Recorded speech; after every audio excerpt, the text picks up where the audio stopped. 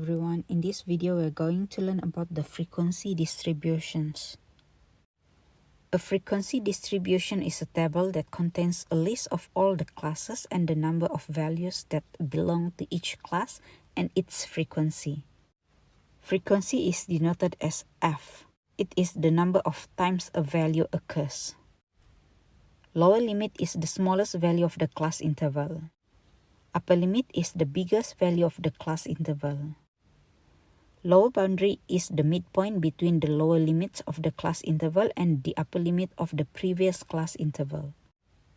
Upper boundary is the midpoint between the upper limit of the class interval and the lower limit of the succeeding class interval. Class width or size is the difference between the upper and lower boundary. That means it is upper boundary minus lower boundary. Class midpoint is also known as the class mark, and it equals to upper limit plus lower limit divided by 2. In this example, we had to determine the upper limit, lower limit, upper boundary, lower boundary, class size, and the midpoint of each class interval. The upper limit is 50, and the lower limit is 41. The upper boundary is the midpoint between the upper limit of the class interval and the lower limit of the class after. The upper limit for this class is 50, and the lower limit of the next class is 51. So the average of these two is equals to the upper boundary. The lower boundary is the midpoint between the lower limit of the class interval and the upper limit of the previous class interval. The lower limit for this class is 41, and the upper limit of the previous class can be predicted from the pattern of the class interval, and it is 40. So the average is 40.5. The class size is the upper boundary minus the lower boundary. So it equals to 10. And the midpoint is the upper limit plus with the lower limit divided by 2. So it equals to 45.5. For the second class interval, the upper limit is 60 and the lower limit is 51. The upper boundary is 60.5, lower boundary is 50.5, and the class size is 10. The class size is the same for all class interval, and the class midpoint is 55.5.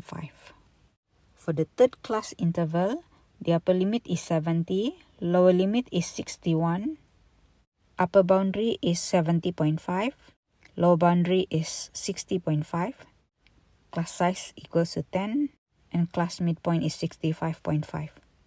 For the fourth class interval, the upper limit is 80, lower limit is 71, upper boundary is 80.5, lower boundary is 70.5, the class size is equals to 10, and the class midpoint is 75.5.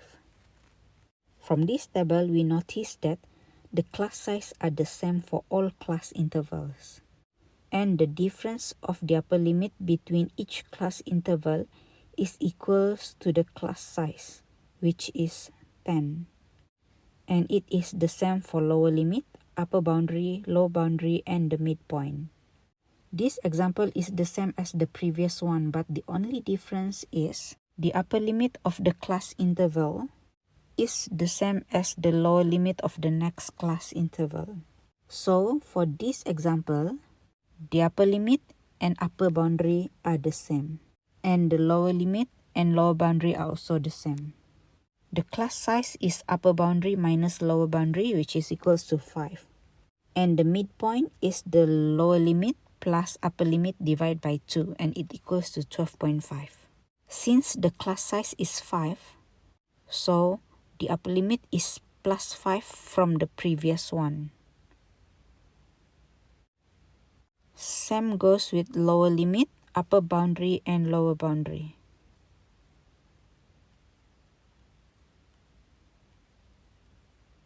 The class size are equal for all class interval.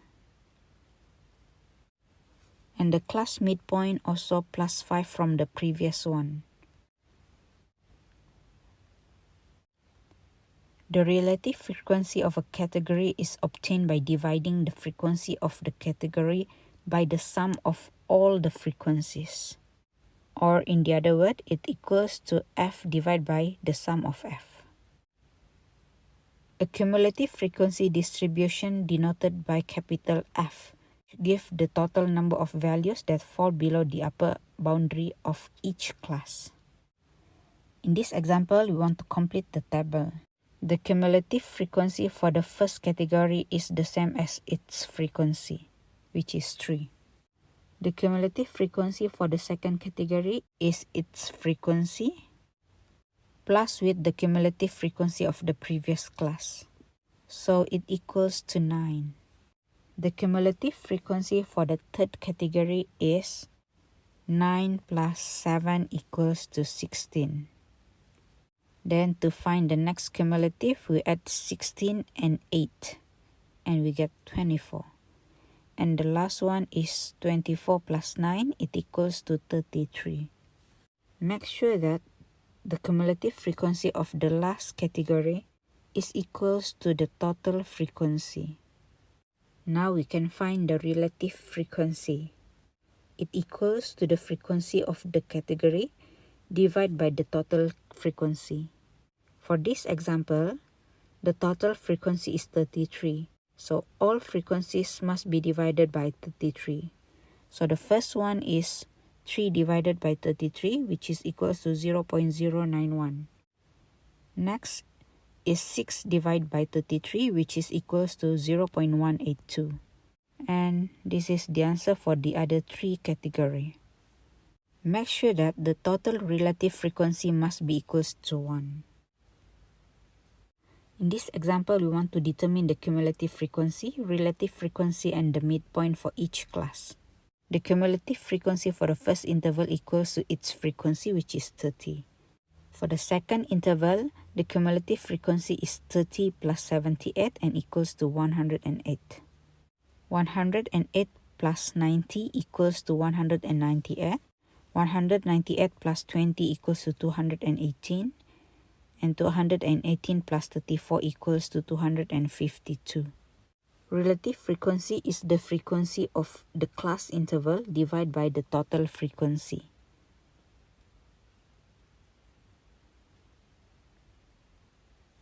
The midpoint is lower limit plus upper limit divided by 2.